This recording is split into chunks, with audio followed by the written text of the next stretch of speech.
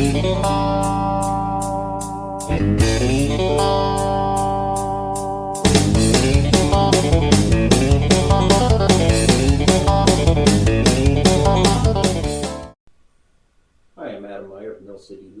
Minneapolis, Minnesota, and in this video I'm going to go over the procedure of doing a neck reset on a Taylor acoustic guitar.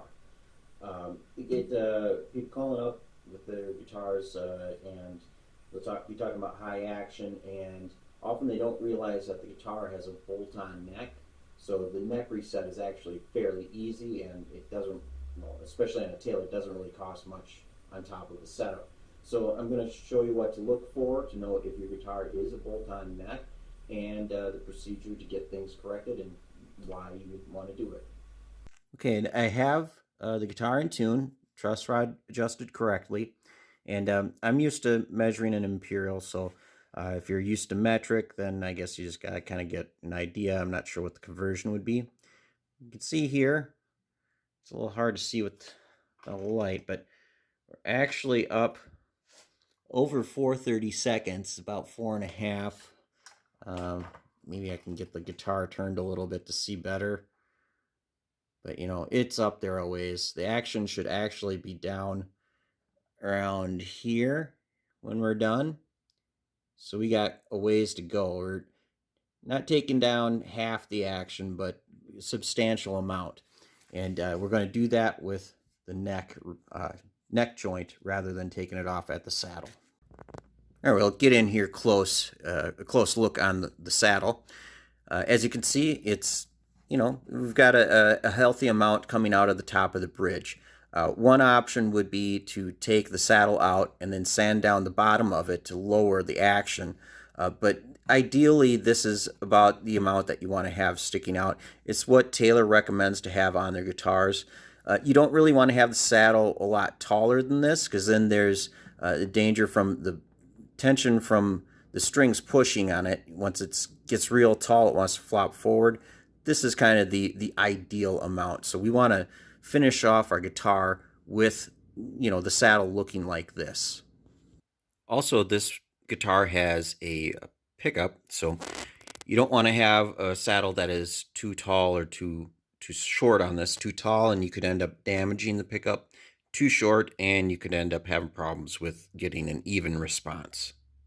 Okay, I checked this with the strings on. I should have had them on for doing the video clip, but this is the idea. You take a really long straight edge, you go along the tops of the frets.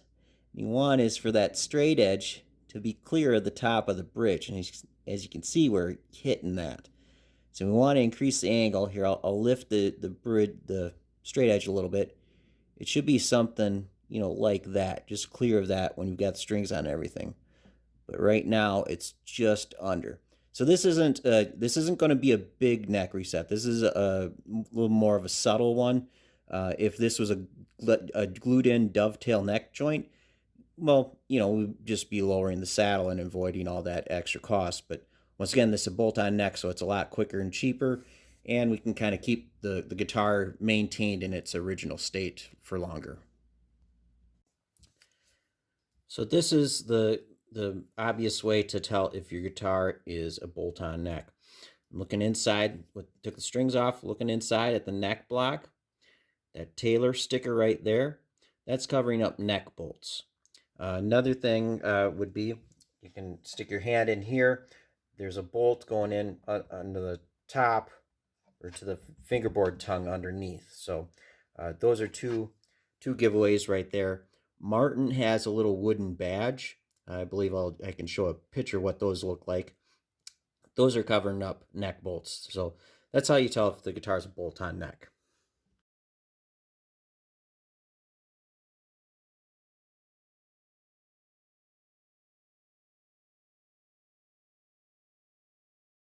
All right, let's take a look at what we've got here. The neck has been taken off.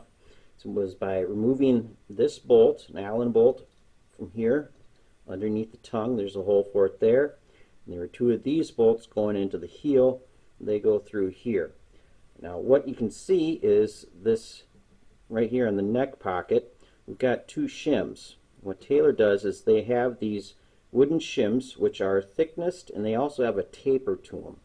and they're all numbered, and they go in pairs, and I will explain that in the next part. This is the the decal that covered the bolts, but I've got replacements of them, so that's no big deal. We can toss that out. One thing that wasn't in there, and that I always do when I'm doing these types of things, is there weren't any lock washers. So when I put this back together, I will be adding lock washers between the head of the bolt and the washer. Same on these. The little teeth on these washers, they apply pressure against the threads on the bolt and the screw. That helps keep things from coming loose. This neck was not loose from the body, but the bolts were not tight in there. So I'm going to add these just to make sure that the work stays good for longer. All right, now we'll take a look at the shims. Next, we're going to take a look at the kit I got from Taylor. This is a full kit of shims. Inside the box, we've got some of the decals to cover up the bolts. See, I've done this before. And then here we've got a variety of these shim sizes. They're marked from, this one's a +30 to a -20. Got a bunch of them. And we've got the heel side. And the idea, we want to increase neck angle. And I've got a 6 and a 12. There's a difference between them of 6. 12 minus 6, you get 6. So I want to increase angle. I'll make this one thicker. I'm not going to do it a whole lot. Since this is bolt-on, I can take everything off and do it again. It's not a big neck reset. This is, just a decent one. So I'm thinking I'm going to try, let's see here. Let's try jumping up to, seeing what I have here. We've got 6, 8, 10. Let's go 10, since we need a difference of 6. See if I've got a 16 here. Got a 16. So I'll be putting these back in the guitar to increase the angle, get it all strung up, see if we're where we should be.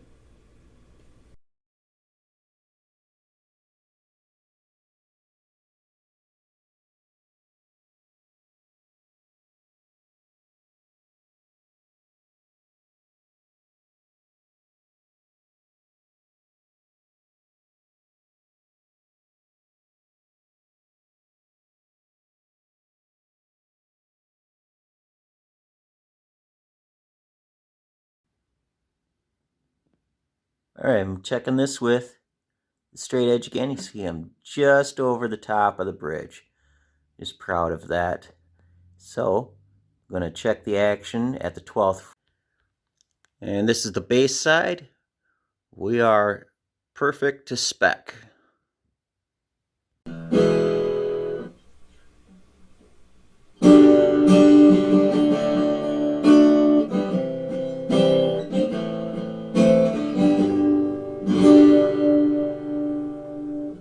Alright, there you have it.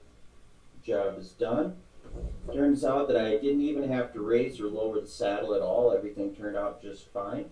It's a good example of having a bolt-on neck for an acoustic makes some of these repairs quite easy. They're not things to be scared of if you're told that you need to have this extra work done on your guitar when you bring it in. So if you have any questions about this or any of my other videos, you can check the catalog on my page. My contact information is in the About section, and it'll be in the credits at the end of the video, and we'll see you next time.